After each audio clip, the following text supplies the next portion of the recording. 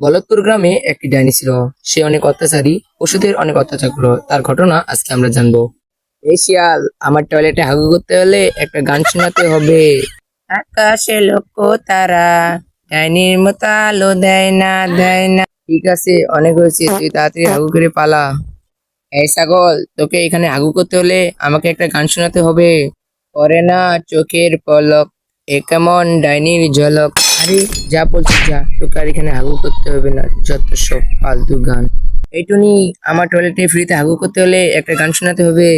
হে আল্লাহ, এখন আমি কি করি? আমার তো প্রচুর জোর হাগু পেয়েছে, আর তো গানে মনে পড়তেছে না। টুনি, তোমার বন্ধুরা যদি এই চ্যানেলটা সাবস্ক্রাইব করে দেয়, একটা লাইক করে দেয়, তাহলে তোমাকে একটা উপায় বলবো। বন্ধুরা, তোমরা তাড়াতাড়ি চ্যানেলটা সাবস্ক্রাইব করে দাও, একটা লাইক করে দাও প্লিজ। এই তো বন্ধুরা, আমার গানটি মনে পড়েছে। তুই চাই থেকেছেন কি কবি ক, তুই চাই থেকেছেন কি কবি ক, কি কইলে তো কইমু আমি হ। এই টুনি, তোর গানে আমি অনেক খুশি হয়েছি। তুই যত পারিস আমার টয়লেটে হাগু কর, কোনো বাধা নেই।